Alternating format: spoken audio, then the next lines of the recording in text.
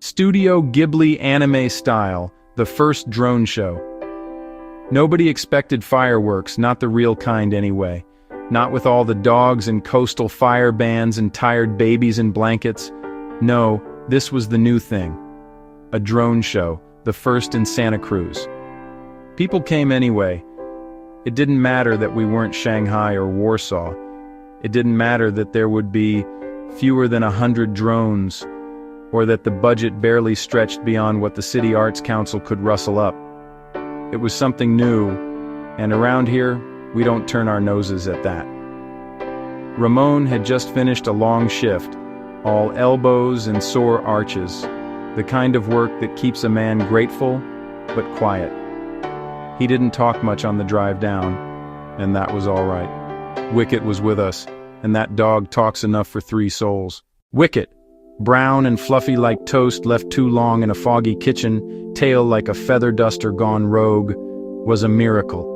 Months passed. When the vet said he'd be gone, he still trotted beside us with dignity and dog smarts. Cancer hadn't beat him yet.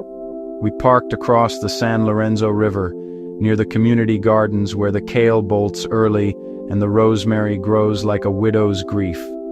We walked with the others through the boardwalk, past the arcade and the haunted laughter of the clown-mouth game, past churro carts and teenagers in sweatshirts.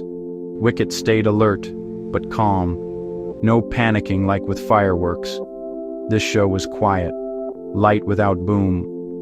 We found a spot up the sandbank with a full view of the beach and the sky, not knowing where the drones would rise. Wicket sniffed the earth, made a few tight circles, and with the gravity of an old monk, dug himself a tidy little hole. Then, solemnly, he puked in it. It was mostly mucus and half his dinner, as no one paid it much mind. People laughed and pointed as the first drones buzzed up over the mouth of the river like a school of luminous jellyfish.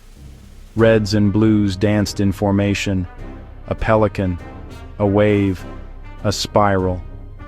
Wicket watched, blinking slowly, then lay down beside the hole he'd made, nose on paws. He didn't even flinch, and then it happened. The drones shifted. First the star, too sharp, too red, not playful like the rest. Then the Z, stark and cold and out of place. There was no music now, only silence and the low hum of drones thinking. People looked around, uncertain. Phones came up. Some clapped hesitantly. Then the first beam of light lanced down. A woman screamed. The drones weren't for art anymore. They were for math, mapping bodies, calculating. Each beam a surgeon's cut, but merciless.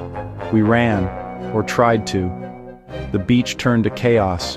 Ramon held Wicket, who whimpered only once, not from effort, but from fear.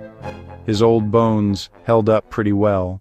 We crossed the river on instinct, feet soaked, hearts pounding, chased by the cold certainty of machines. On the other shore, Ramon looked back. The sky was fire. Far to the north, a white flash lit the horizon, followed by the blossom of a nuclear flower. Too slow to be lightning, too fast to be understood. San Francisco, gone. Wicket licked his face, and then the car door closed with a soft click. Ramon blinked. He was in the passenger seat, neck stiff, the scent of sea air and old dog hair thick in the warm cabin. Wicket was snoring in the back, a crust of dried drool on his lips. Outside, the road home was quiet. A few cars passed, heading inland. The drone show had ended hours ago. A man on the radio was talking about how successful it had been. No stars, no Z's, just waves, pelicans, and a heart at the end. Ramon wiped his face and laughed, the kind of laugh that holds no sound. But then he noticed something on the windshield, a small red dot, blinking, just once, then gone. Wicket stirred, opened one eye, and for a moment, just a moment, he looked not at the world, but through it.